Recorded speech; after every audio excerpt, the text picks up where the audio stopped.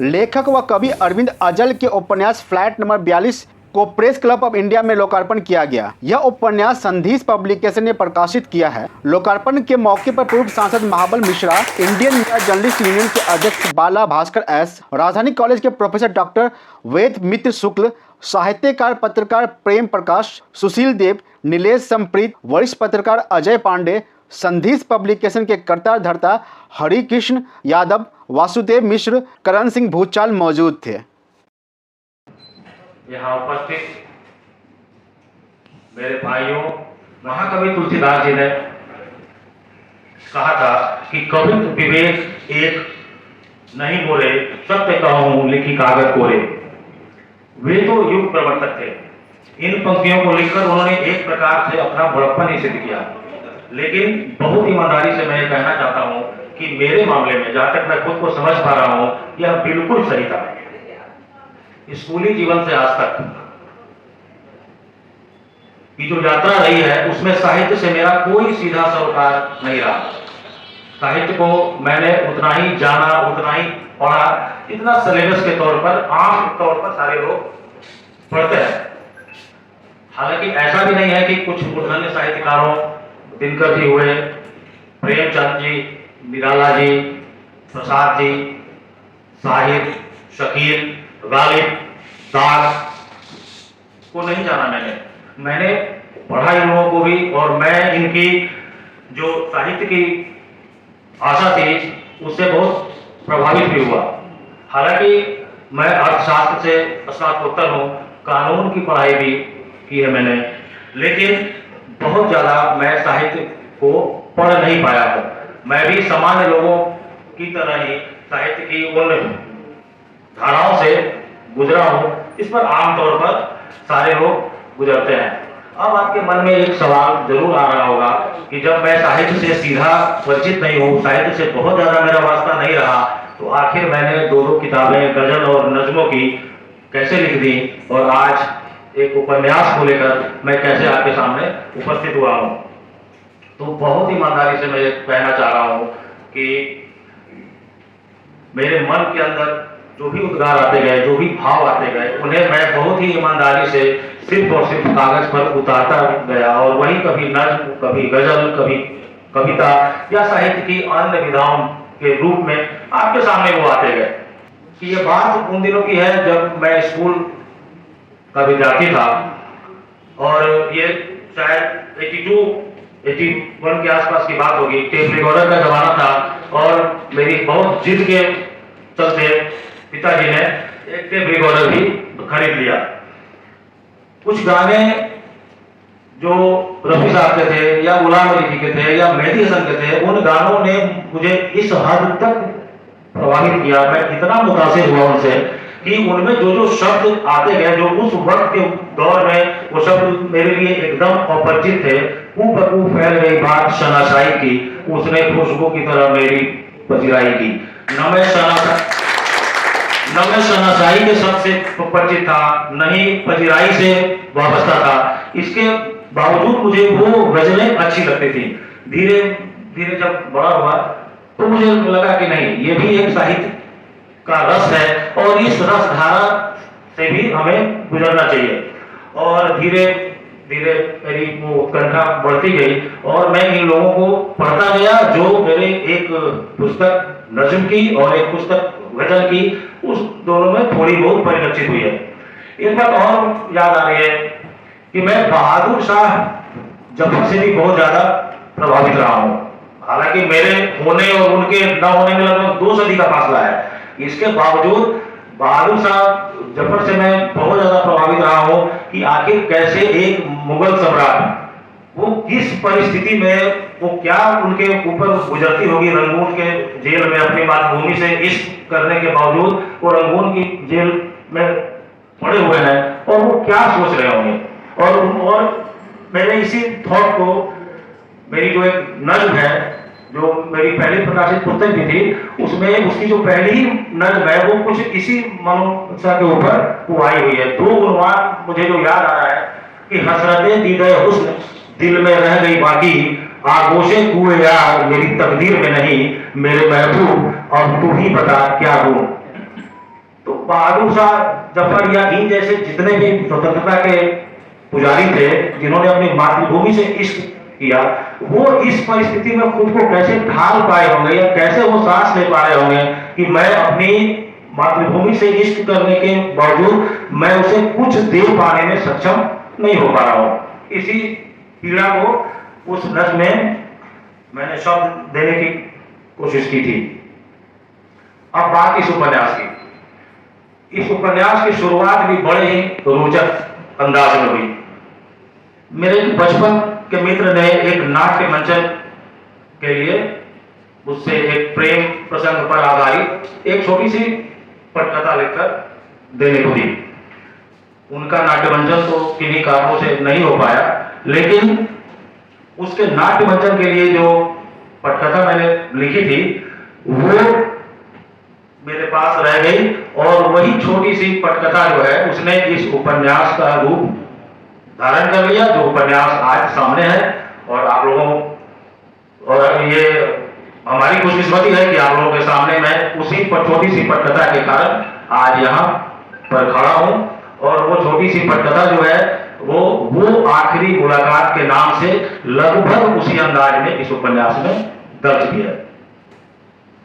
इस उपन्यास का जो मूल कथानक है वो जैसा कि अभी अजय जी ने बताया कि वो प्रेम के जो किशोरावस्था का प्रेम होता है उसी के इर्द गिर्द घूम रहा है और सारा ताना बाना उसी के अंदर है। इसमें जो है वो किशोरी प्रेम का उन्माद है, उसकी मृदुल निश्चल लहरों में डूबते उतराते दो किशोर हुए लोगों की मनोदशा, अंतर्द्वंद, हर चीज को शब्द देने की मैंने एक कोशिश की है। और इस उपन्यास की सबसे खास बात है कि किशोरावस्था में उस फेज से जो बच्चे गुजर रहे होते हैं उनमें प्रेम और करियर, उन दोनों में से किसी एक को चुनने की बाध्यता होती है।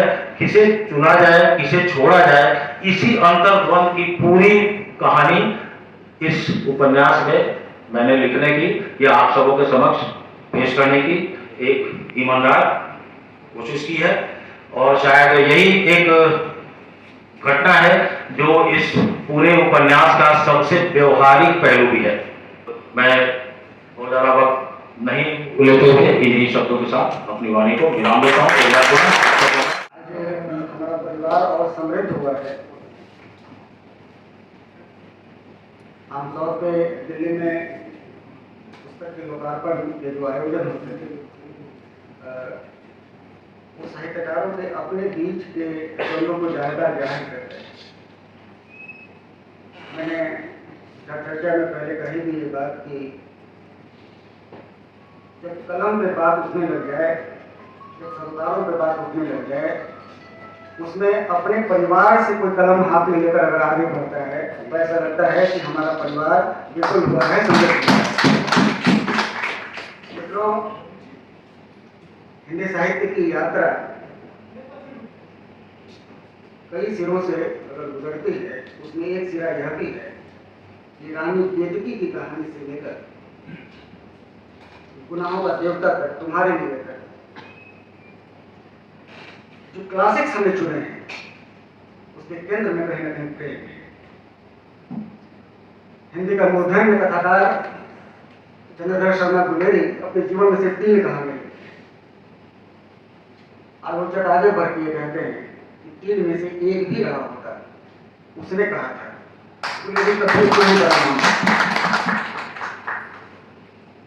भारती के जैसे गुनाहों का देवता की बात होती है, अरविंद जी वहां के संयोग से किशोर वैद्य ही नहीं बताए।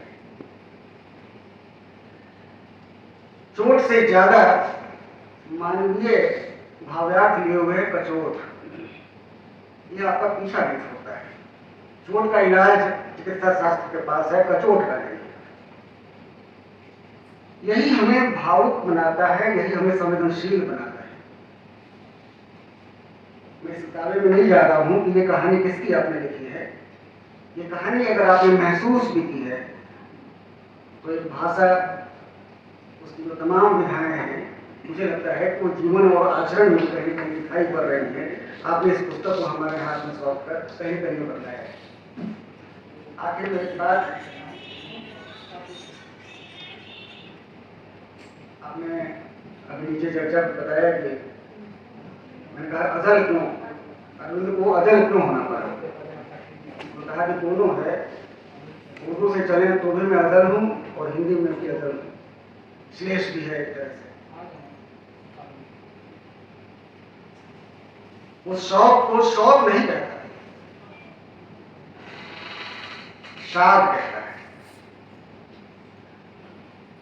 वो मित्र है, मेरी हाथों में किताब रखता है। तो बात से आपको बहुत बहुत शुभकामना, और मुझे फिर से कहना पड़ेगा कि साहित्य का जब औपचारिक होता है तो बहुत सी रूढ़ियों से ग्रसित होता है।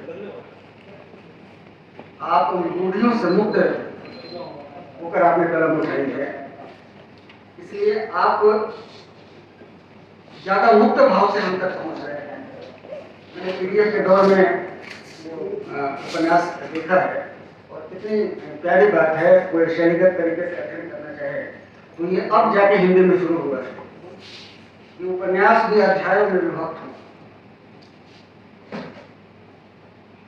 ये सायास हो रहा है आज, अरविंद जी ने आपने इसी अनायास इस तरह से पढ़ता है, आपको फिर से बहुत बहुत शुभकामनाएं। आत्मीय प्रेम प्रकाश जी, बाला भास्कर जी, अरविंद अजल जी, और इस समय सबसे ज़्यादा अमीर होने वाला व्यक्ति पत्रकारों के बीच में अगर कोई है तो एक प्रकाशक है, संगीत प्रकाशन की यादव जी।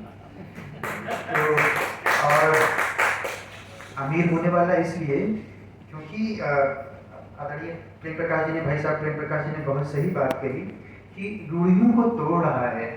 आजकल जब हम उपन्यास पढ़ते हैं, कविता पढ़ते हैं, तो लगता है कि अगली बार नहीं पढ़ना है, मुझे पत्रकारों के चैनल ही देखना है, कविता और उपन्यास नहीं पढ़ने हैं। एक सज्जन बहुत अच्छे कवि हैं, तो उनके पास एक पत्रकार महोदय पहुंचे, तो उनसे कहा कि आप कुछ कविताएं भी पढ़ते हैं? तो उन्होंने कहा कविताएं कौन पढ़ें, कविताएं तो समझ में नहीं आती हैं, उपन्यासों को भी जोड़ लीजिए। तो उन्होंने एक सहज भाषा में, जो कि समाज से सरोकार भी रखती थी, एक कविता सुनाई, और उन्होंने कहा ये समझ में आई? तो कहा हाँ ये समझ में आई। तो कहा लीजिए किताब। तो अब मैं कविता पढ़ूंगा, कविता मुझे समझ में आने लगी है। संगीत प्रकाशन और अरविंद अजल जी ने जो साहित्य का विस्तार किया है रूढ़िवादियों को तोड़ करके, ये बहुत बड़ी उपलब्धि है हम सबके लिए। आज जिस तरीके से कविता लिखी जा रही है, उपन्यास लिखी जा रही हैं, उसमें यही बात कहा जा रहा है कि हम सबसे बड़े सामाजिक सरोकार से संबंधित हैं, हम सबसे ज्यादा बड़े बड़े मुद्दों को उठाने वाले व्यक्ति हैं।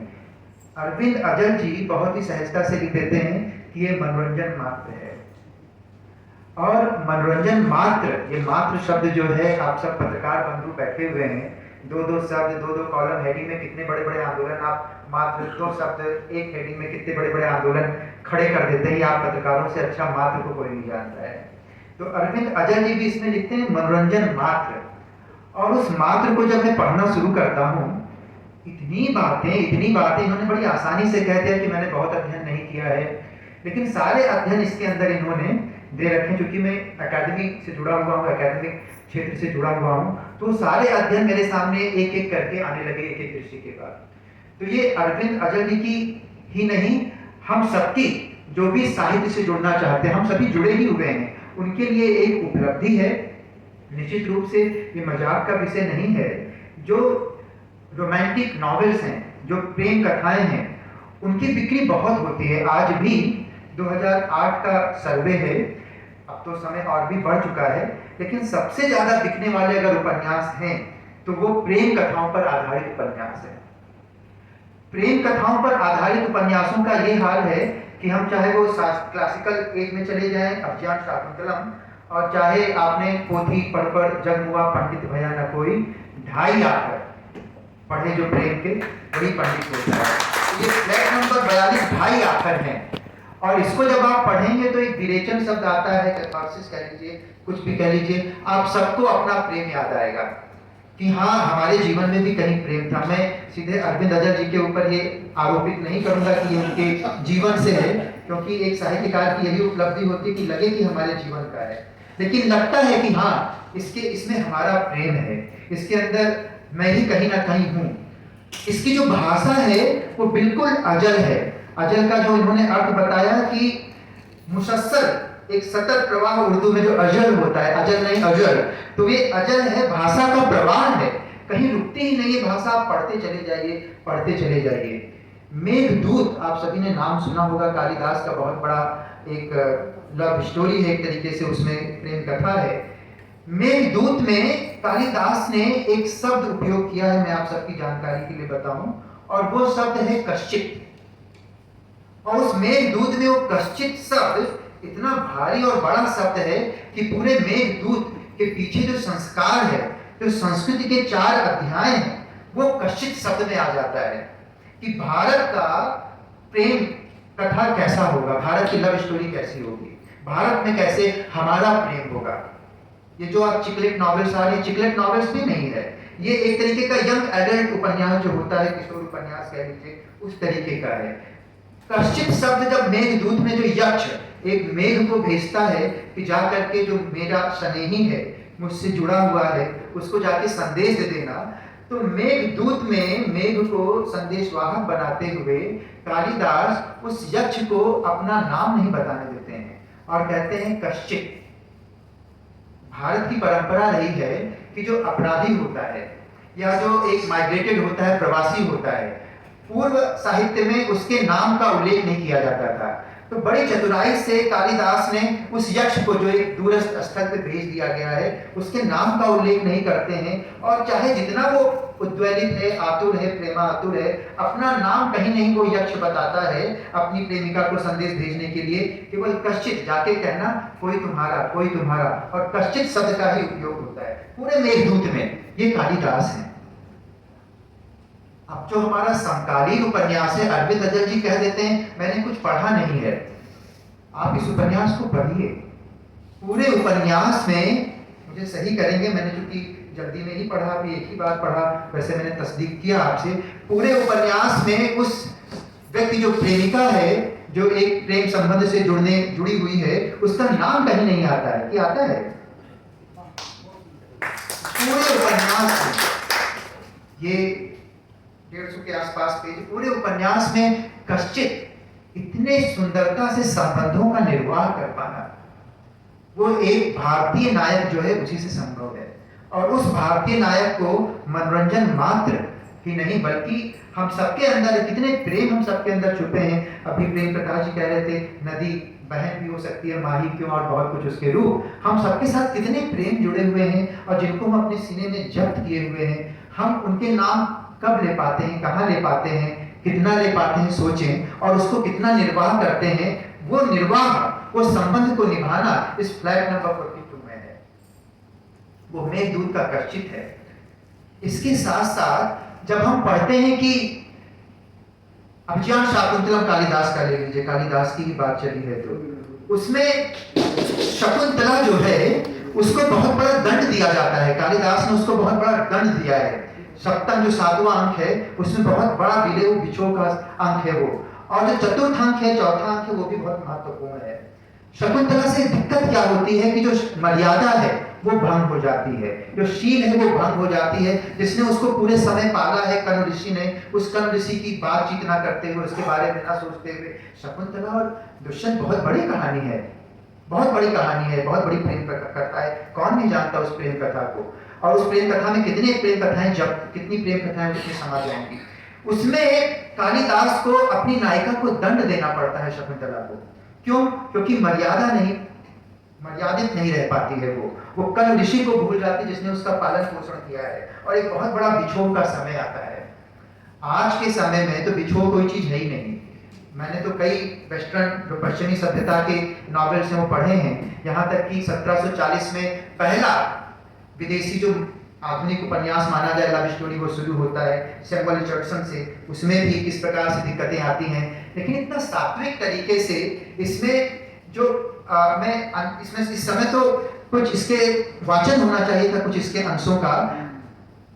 अंशों का वाचन करें तो ऐसा प्रेम है कि उस प्रेम में पूरा आनंद है।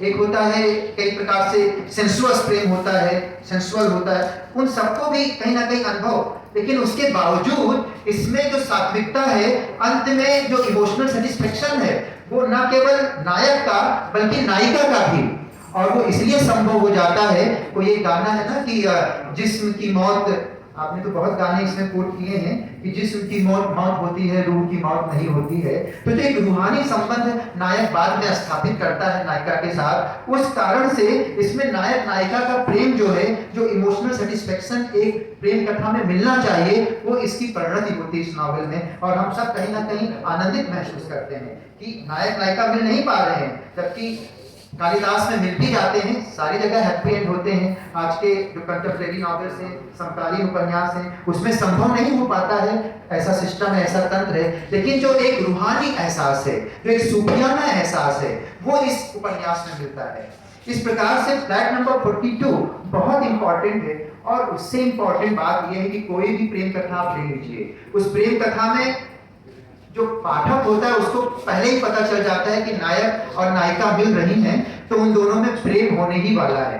एक पाठक को पहले पता चल जाता है। लेकिन जो नायक और नायिका होती है उनको नहीं पता होता कि हम दोनों में प्रेम होने वाला है। ये एक प्रेम उपन्यास की विशेषता होती है। उसके बाद हम ये भी जानते हैं कि अंतिम में क्या होगा, जब पेज का 192 पेज होगा, 150वां पेज होगा, तो दोनों मिल जाएंगे। लेकिन इसके बाद भी हम उस प्रेम उपन्यास को पढ़ते चले जाते हैं। तो एक पाठक जो अपेक्षा करता है प्रेम उपन्यास में, वो सब प्रेम उपन्यास में होता है। पर क्या ऐसी बात होती है रोमांटिक नॉवेल में कि उसके बाद भी हम उसको पढ़ते हैं? क्या ऐसी बात होती है कि हम उस नायक नायिका और उपन्यासकार से ज्यादा जानते हैं लेकिन उसके बाद भी पढ़ते हैं? उस बात को साधा है अरविंद अजर जी ने। प्रेम प्रकाश जी और वेद मित्र शुक्ल जी और सुधीर जी और उपस्थित सभी अतिथि मित्र, मेरे मार्गदर्शक, हमने एक छोटा सा प्रयास किया है अच्छी किताब पाठकों तक पहुंचने का।